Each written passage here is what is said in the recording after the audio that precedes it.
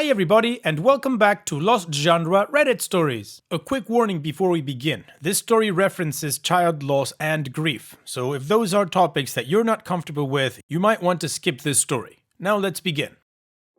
This post is from the subreddit Relationship Advice and it's by user Conception Drama. My 33 female husband, 40 male, is considering conceiving a child with his ex. I'll preface with the fact that therapy is an absolute given already, so I will be seeking that out. But in the meantime, I need some advice to just process what to even say to a therapist when the time comes.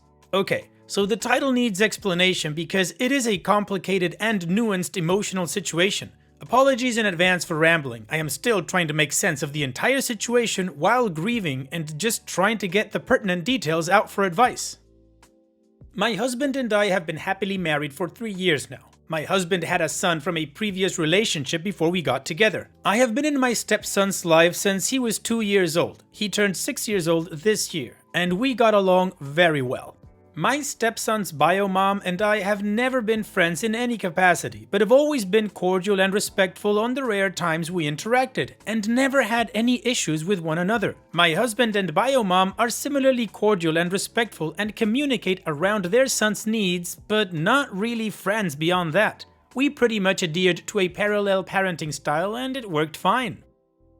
Now, 4 weeks ago, my stepson tragically and very suddenly died from an infection. It has been just absolutely devastating for everyone. Bio mom is especially just wrecked. Her son was literally her entire life and purpose as a stay-at-home single mom. My grief cannot compare to the level I know she feels, and I do have compassion for that. My husband is of course also exceptionally distraught. I've been doing my best to be understanding of how they both need to grieve as parents.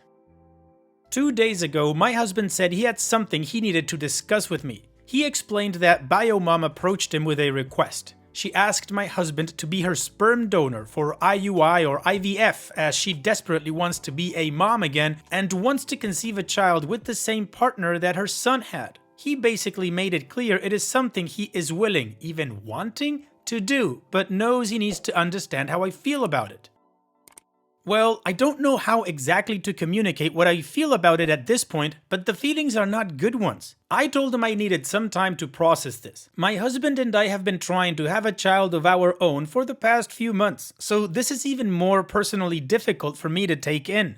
I think I already know that I am not okay with my husband having another child with his ex, but I am thinking of suggesting we offer her financial support to seek out alternative fertility options that do not involve my husband's sperm. And quite honestly, do not involve 18 years of co-parenting. I'm actually not even sure what bio mom and my husband are thinking regarding that in this scenario. Additionally, bio mom is 41 years old, so there is a high probability this whole situation would be a lot of money and time spent without any results. Overall, I think I'm just in shock here.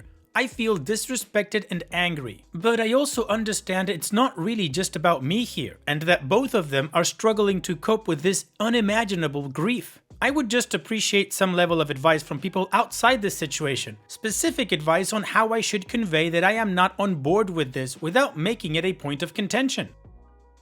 Wow, OP, first of all, I'm so sorry for the loss that all of you have suffered. I can't even imagine the grief your husband and bio mom are going through. Having said that, to the point that your husband raised, well, there's no, there's hell no, and then there's F no. The no you need to tell your husband is way bigger than all of those. This idea that they have about making another child, it's weird and it just shouldn't happen. They are both grieving. It hasn't been even a month since their son died and they're already thinking about having another baby. How is the whole co-parenting situation gonna work itself out? I mean, you guys are gonna be involved in each other's life forever, I guess. OP, you need to sit down with your husband and help him gain perspective to understand that this is a decision that comes from grief and it shouldn't happen. And what do you guys think about this whole situation? What would you do if you were in OP's shoes? Let me know in the comments section, and now let's move on to the community comments to see what they said. Fifi2789 says, yeah, this is a big no. There are so many emotions here, and during times of grief, they might not be thinking rationally. But having another child to replace one you all lost is not the answer here. I think the first step is couples counseling with your husband, where you state that you aren't comfortable with him fathering a child with another woman while you are undergoing your own journey together. Best leave the bit about age and viability out, and that you think it would impact your marriage. Then, the intricacies of co-parenting said child would also make you uncomfortable. It's terrible that you are all going through this, and I hope that you can heal in a healthy way. Dazed Catwoman says, oh no, no, no, no, no, no. I'm so sorry for this loss for everyone involved. Your husband and his ex need major therapy. This loss is too fresh and raw to be thinking about this kind of decision. If all she wanted was to be a parent, there are a myriad of ways she could do that. It sounds more like she is trying to recreate or replace the child she lost. That's a recipe for disaster for any child's emotional and mental health. This would be an absolutely not bad idea for everyone, literally everyone. Therapy. Mitzi von Muffling says, let's just think her request comes from grief. But still, hell no. She cannot just press repeat and it'll all be good again. Her son is dead, they are divorced, and she needs to move on. This is a terrible time to make such a decision when it comes from a point of grief and desperation. I get her, seriously, I do, but it's just wrong. The husband, now your husband, has moved on and married you, and you want a family, so you come first. The bio mom is in a terrible state of mind, and no decision should be made for at least 1 year until she had some grief counseling. And you all had some individual and group counseling because you are involved very much at this point. Ask for a pushback to a year from now, but no decision or sperm should be given in that year. Push for revisiting this topic. Don't do anything now. I'm very sorry for your loss. OP's edit. Thank you so much already for the responses. I feel like this is happening to someone else. It is such a shocking and emotional wave after wave. Very difficult to process and think totally rationally. I honestly consider understanding and compassion to be personal strengths of mine, so I appreciate the replies acknowledging that I am not betraying that by being a firm no on facilitating this situation. I would just like to add that I am fortunate to be financially stable independently, and my husband and I had already set aside a fairly significant sum specifically for child support. So even had this specific scenario not arisen, I feel obligated to offer some of it, if not all of that, to Biomom, since it was always intended to go to her and son. Anyway, I will keep reading through the replies. Thank you again. And at this point plan to speak with my husband this evening about feeling it is inappropriate to consider this now, and dealing with his grief first and foremost with professional help. Well, the community absolutely agree. This is not a good decision. It comes from grief, and OP needs to put a stop to it. Now, OP didn't answer any comments, so we don't have any additional context to give, which means we move on straight to the update, but of course, I gotta show you this playlist that has only stories with updates on them. And now we move on to the update. Thank you again for the blunt take on my situation. Days are still mostly a blur right now, and writing out my issue and reading through the straightforward advice did help ground me a bit. I went ahead and took action on something I could control, reached out to my therapist, and got a reference for a couples counselor who is specifically experienced in dealing with grief around child loss. I was thankfully able to get us fit in for an appointment this week. After I returned home from work last night, my husband came into our room and immediately started sobbing and apologizing. He had spoken with his dad that day and told him what Biomom had proposed. My father-in-law, bless him, had apparently really gone off on the delusion of it. My husband and I had a long overnight talk about it, and he was able to recognize and explain that what seemed like interest in Biomom's request was a misplaced desire. He explained that he's been so focused and excited about the prospect of planning for a child with me for the last 4 months and envisioning life as a father of 2, and it felt confusing to still be feeling that while dealing with the devastation of losing his son. Biomom's ask was a total shock for him too, and when you're face to face with someone grieving so deeply, asking for your help or solution, however absurd it is, it's not always as easy to think logically. He was receptive and seemed relieved to have the therapy appointment, so I am hopeful that will be a start in unpacking these complicated and conflicting feelings. We agreed that he should ultimately end all contact with Biomom, but we'll still consider what sort of short-term or lump sum financial support makes sense, with a consult from a lawyer to keep it entirely copacetic. I realize some commenters find the financial part odd, but I just feel strongly about extending appropriate generosity in this transition since we have the means to do so. We also agreed to hold off on any child planning until sufficient time and counseling take place. Also, I just want to address the comments on the stay-at-home single mom aspect in defense of Biomom. I only mentioned that part to say how entirely devoted she was to her son. She was the primary physical caregiver, and yes, the child support order was enough that it allowed her the option to stay home full-time and live comfortably, but not extravagantly. Is it the same decision I would make as a career-minded person? No, but that was her prerogative and I do respect that. I really don't know much about Biomom as a person, but what I do know is that she was raising a kind, funny, and smart boy who was loved and cared for, and that was what ultimately mattered.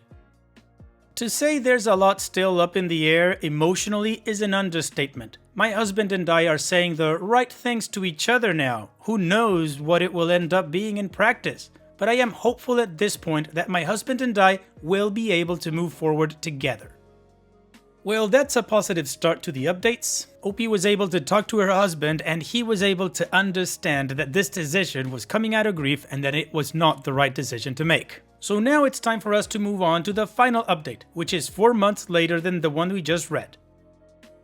I received many very kind, compassionate, helpful comments and PMs from my original posts, and thought it would be easiest to update here for those that asked, because it's a wild development. So I found out that my husband did not tell me the truth about Biomom's request. The truth is that he and Biomom had frozen embryos when they were together and she was planning to use those. I obviously had no idea they had done this and likely would have never known if not for the fact that Biomom did have successful implantation and is now in her first trimester, so my husband was forced to come clean. The distress I feel about everything that has happened in the past 4 months is beyond words. I'm now questioning a lot of what he relayed to me regarding his past and general communication with Biomom. It seems like they maybe always had some kind of understanding that she could utilize the embryos when she wanted, regardless of my stepson's passing. I even think that weirdly, she thought I was aware of this or something. And to all of this, my husband just said he didn't expect to meet someone like me and didn't want to lose me, so he basically compartmentalized things and hoped for the best. It all kind of feels like variations of lies now, though. I wish more than anything that all this could have come to light without my stepson's passing being the catalyst. No one is anywhere close to accepting the grief of that at this point. I plan to let my husband and Biomom move on with that without me, though. I honestly feel really embarrassed to be involved in this like some kind of third wheel. I'm mad and I'm really sad. And sad for their future child. I'm actually mortified at how hopeful my previous post reads. I feel quite set on filing for divorce as soon as I can get myself out of bed. I am not fit to be a stepmom or a wife anymore. So that's it, that's the update. I don't know what to do regarding so many things about this, but at least I have a good therapist. Oh, I did not expect that. But even so, apparently this was something agreed upon during the divorce. Silver lining in all of this is that OP is getting out with no significant attachments, and hopefully that'll let her work on herself and move forward. All the best in the future, OP, please take care, and thank you for sharing. Okay, so now let's move on to the mood booster post. This post is from the subreddit Malicious Compliance, and it's by user Deleted. Karen Boss desperately needed my uniform back the next day. No excuses. Okay, so a little backstory first. I am a 20-year-old college student full-time and doing 23 plus hours a week on top of classes to make ends meet. I live paycheck to paycheck and have a car I am or was paying off. I used to work at McDonald's in my hometown, but since I moved to live on campus, which was 45 minutes away from my old job, I wasn't willing to make the commute. So I decided to apply and got accepted to a small sandwich shop 10 minutes from my college, which was a blessing. It started out great, plenty of hours, easy work, and fast days, till the old manager decided to switch stores. The new manager was one of the biggest Karens you have ever met, like bad, and when I say bad, I really mean it. She completely changed the procedures and made things so much worse. And when I'd have to stay over, sometimes 2 to 3 hours after closing, she would burst in the next day yelling and screaming at the top of her lungs, "Stop staying later, you have to be out by 8:30, we won't pay you for any time past then." I had no choice because the list she gave me to do to close the store alone every night was extremely time consuming, especially with no help. I was expected to stop serving at 8 and do 5 people's worth of work in 30 minutes. It simply wasn't doable. Hearing I wasn't going to be paid for the time I worked and spent making sure everything was done on the list before I left, otherwise I'd be fired for not doing it all, would go unpaid, as well as I'd be fired if I'd stayed longer than 8:30. There was no winning. On top of that, the moment management switched, they decided they were giving too many hours and cut me to only 3 hours a week. That went for 4 weeks till I decided enough was enough. $45 work weeks weren't even worth putting in the time and effort to even show up.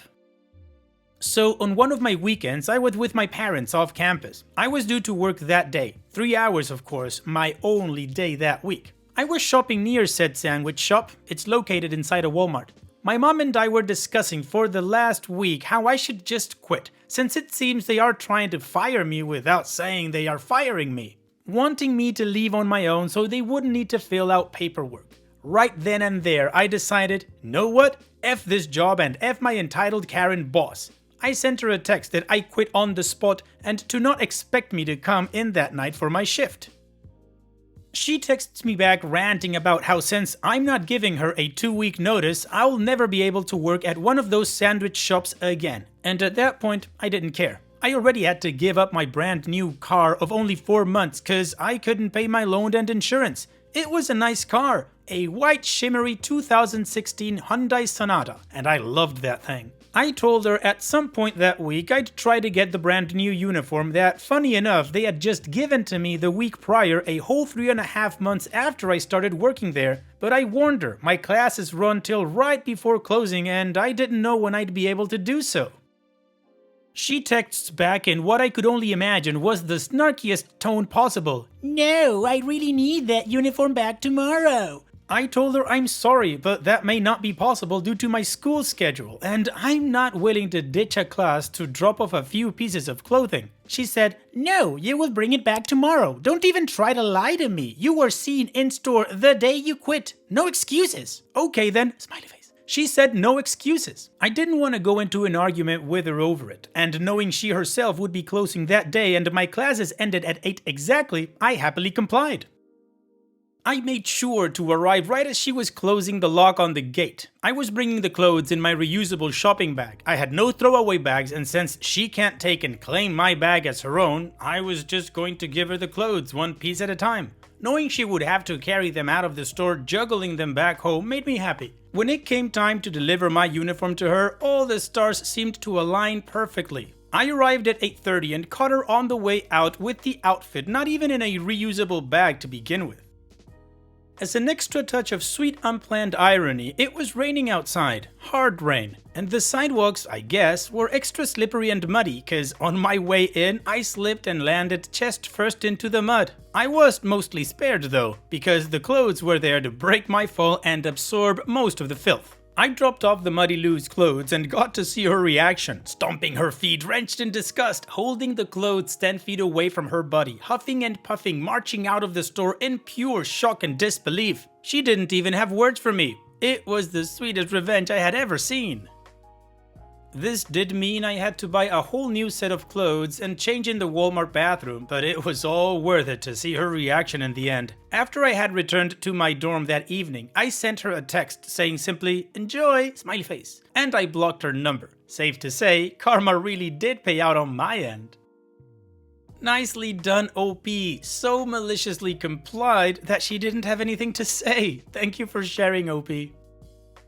And that's it for today's video. Thank you so much for taking the time to watch it. Now, if you've gotten to this point in the video, I assume that you like these stories that I'm reading out, so here are a couple more that you might enjoy. And if you don't have any time to watch another story right now, save it for later, and also, don't forget to hit that subscribe button.